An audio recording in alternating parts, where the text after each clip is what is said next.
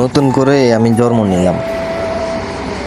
Hello guys, আসসালামু আলাইকুম। কি অবস্থা সবাই, কেমন আছো?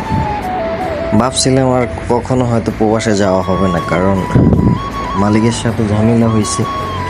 আর আমি প্রবাসী বা আমার এই ঝামেলার বিষয় নিয়ে আমি কখনো কোনো ভিডিও দিইনি। যেহেতু আসছি, এই কারণে চিন্তা করলাম না একটা ভিডিও বানাই। আমার আর ভালো লাগে ঝামেলা হওয়ার পর আমি বাংলাদেশে চলে গেছি। বাংলাদেশে চলে যাওয়ার পর 5 মাস 16 দিন ছিলাম। অবশ্য আর 14 দিন পার হলে আমার ভিসাই ক্যান্সেল হয়ে যেত, কারণ ওমানের ভিসা 6 মাসের বেশি বাংলাদেশে থাকলে ভিসা অটোমেটিক ক্যান্সেল হয়ে যায়। এটা অবশ্য ওমানে যারা আছেন তারা জানেন। তো আবারও চলে আসলাম মানে বাংলাদেশ এয়ারপোর্টে আছি। বাংলাদেশ বিমানের টিকিট কাটছিলাম। তো ভালোই, কারণ বিমানটা ভালোই সুবিধা পাইছি, মানে যেমন খাওয়ান দাওয়ান মানে সব কিছু দিয়ে তারা যেভাবে সলভ করছে অনেকটাই বেস্ট। অন্য বিমান থেকে আমি মানে যতবার আপ ডাউন করছি আর কি, ভালোই লাগছে এই বিমানটায়। কারণ আমি বাংলাদেশ এটা আমি ফার্স্ট ট্রাভেলস করতেছি।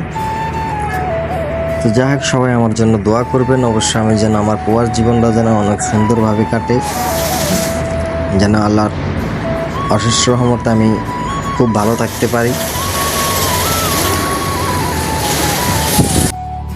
জানি না কি কাজ করবো ওমান জায়গায়, কারণ আগের জায়গায় তো যাবো না, এখন অন্য জায়গায় থাকতে হইব, হয়তো মোবাইল আর সানাইয়া থাকবো। তো কিন্তু জানি না কি কাজ করবো, আল্লাহ কি নসিবে রাখছে। সবাই আমার জন্য দোয়া করবেন। তো ওটার কথা কেন বারবার বলতেছি, কারণ আমার জীবনে অনেকটাই প্রবাসে অনেক কিছুই লস দিছি, যেটা বলার বাইরে। এটা আরেকদিন আমি বলবো সময়।